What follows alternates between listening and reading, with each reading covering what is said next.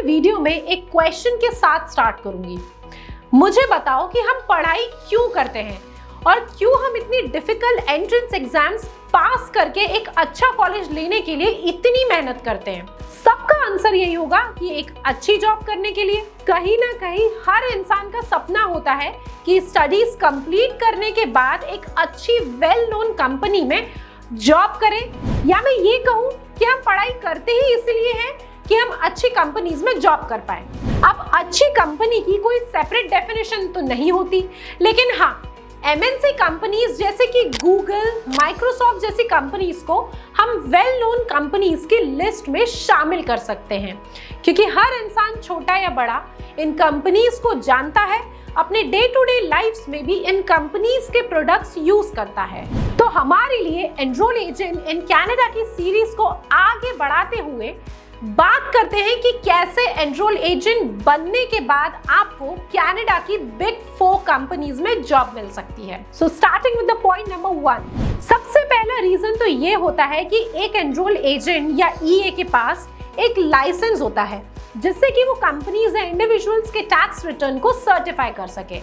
इसे हम ऐसे समझ सकते हैं कि जैसे इंडिया में चार्टर्ड अकाउंटेंट्स इनकम टैक्स से रिलेटेड कंप्लायंसेस करते हैं, उसी तरह एक एनरोल एजेंट के पास भी इनकम टैक्स सर्टिफाई करने का लाइसेंस होता है यूएसए और कनाडा जैसी कंट्रीज में।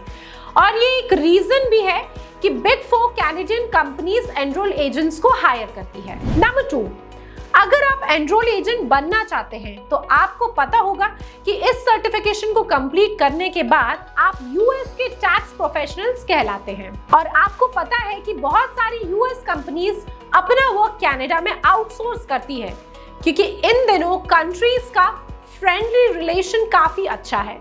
जब यूएस से काम कनाडा में आउटसोर्स होता है तो वो पूरे काम को टेक केयर करने के लिए टैक्स प्रोफेशनल्स की रिक्वायरमेंट होती है, और इसी रीजन से कनाडा में एनरोल एजेंट की रिक्वायरमेंट बहुत ज्यादा है। नंबर 3, यूएस और कनाडा में एक बहुत अच्छा प्रोविजन है कि वहां के रेसिडेंट्स और सिटीजन्स को सोशल सिक्योरिटी बेनिफिट्स प्रोवाइड किए जाते हैं। अब आप सोच रहे होंगे कि इससे एक एनरोल एजेंट का क्या रिलेशन है, बताती हूँ।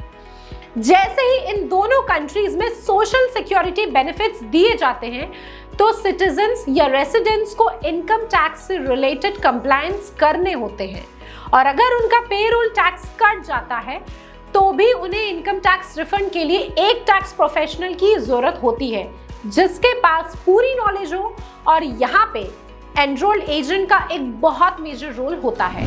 नंबर 4, इसके अलावा जैसा कि हमें पता है यूएस और कनाडा के रिलेशंस काफी अच्छे हैं, इसीलिए बहुत सारी यूएस कंपनीज कनाडा में लिस्टेड है, और इसीलिए उन कंपनीज को भी टैक्स कंप्लायंसेस करने होंगे, तो वो ऑब्वियसली एनरोल एजेंट पे ही रिलाई करेंगे, और इसीलिए उन्हें आपके जैसे टैक्स प्रोफेशनल्स की जरूरत होती है। नंबर 5, चलिए अब एक बहुत ही नॉर्मल सी बात करते हैं कि कनाडा में रहने वाले लोग भी तो हमारी तरह की इंसान हैं, तो उनकी भी कुछ रिक्वायरमेंट्स होती है, जैसे कि उन्हें अपने लिए घर लेना है, कार लेनी है, या अपने बिजनेस स्टार्ट करना है। तो इस केस में मेजर लोग लोन लेना प्रेफर करते हैं। अब जब इंडिया में कोई अपने पर्सनल यूज के लिए या फिर बिजनेस के लिए लोन लेता है तो जनरली लोग अपने सीए से कांटेक्ट करते हैं फाइनेंशियल एडवाइस के लिए, और पता करते हैं कि उनके लिए कौन सा ऑप्शन बेस्ट होगा। सिमिलरली कनाडा में अगर किसी को पर्सनल या बिजनेस लोन लेना है तो उन लोगों को एक एनरोल एजेंट की जरूरत होती है। नंबर 6, नेक्स्ट, कोई प्रॉपर्टी डिस्प्यूट्स या प्रॉपर्टी सेटलमेंट के केसेस होते हैं तो यहाँ एक एक्यूरेट अमाउंट असर्टेन करना कोई नॉर्मल इंडिविजुअल का काम नहीं होता, क्योंकि इसके लिए काफी सारे पैरामीटर्स कंसिडर करने पड़ते हैं जो कि एक टैक्स प्रोफेशनल को ही पता होंगे।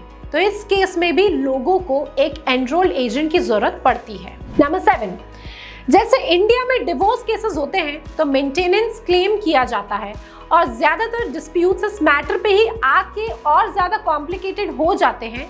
इसी तरह अगर यूएस में डिवोर्स केसेस होते हैं तो एलिमनी सेटलमेंट किया जाता है, और उसमें भी टैक्स ट्रीटमेंट के लिए एक एनरोल एजेंट की हेल्प ली जाती है। नंबर 8, ये ऐसा पॉइंट है जहां पे आपको एक्चुअली एक एनरोल एजेंट की रिस्पॉन्सिबिलिटी समझ आएंगी। एनरोल एजेंट एक ऐसा टैक्स प्रोफेशनल है जिसे इंटरनेशनल टैक्स की नॉलेज होती है, और ऐसी बहुत सारी कंपनीज है जो अक्रॉस द ग्लोब काम करती है और काफी सारे फाइनेंशियल मैटर से डील करती है, जैसे कि legal drafting, legal agreement, property tax का कैलकुलेशन।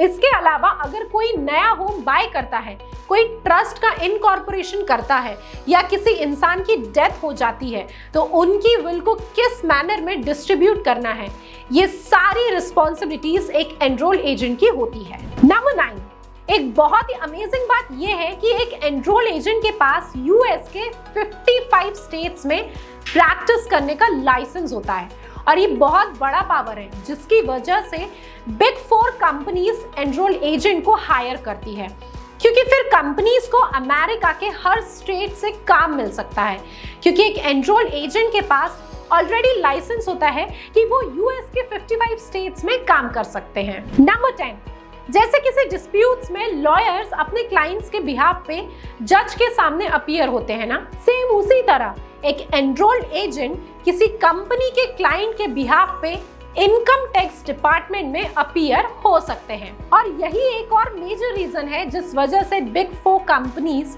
एनरोल्ड एजेंट को हायर करती है। साथ ही साथ एक ईए रिफंड के लिए नेगोशिएट कर सकता है। किसी कंपनी के क्लोजर या इनकॉर्पोरेशन में भी एक ईए की जरूरत होती है। सिर्फ कंपनी ही नहीं बल्कि कोई भी ऑर्गेनाइजेशन या एंटिटी, जैसे कि पार्टनरशिप फर्म का रजिस्ट्रेशन या डिसोल्यूशन करना है तो भी एक एनरोल एजेंट का होना जरूरी है। ये लिस्ट तो बहुत अमेजिंग है और आपको समझ आ गया होगा कि एक एनरोल एजेंट का कितना मेजर रोल है कनाडा में। यहाँ तक कि इंडिविजुअल्स, कंपनीज, सबको ही अपनी लाइफ में न जाने कितनी बार एक एनरोल एजेंट की जरूरत पड़ेगी। अगर आप एक अच्छे एनरोल एजेंट बन जाते हो तो बिग 4 कनाडा कंपनीज में एंट्री लेने के लिए ये सबसे अच्छा रूट है। तो बिना टाइम वेस्ट करे आज से ही एनरोल एजेंट बनने की तैयारी शुरू कर दीजिए और इसी के साथ हमारे नेक्स्ट वीडियो को जरूर देखें, जहां हम बात करेंगे कि एक टैक्स प्रोफेशनल डिग्री की क्या वैल्यू है कनाडा में। तब तक के लिए आप अपनी प्रिपरेशन स्टार्ट कर दीजिए और वीडियो को लाइक कर दीजिए। Thank you, see you soon in the next video.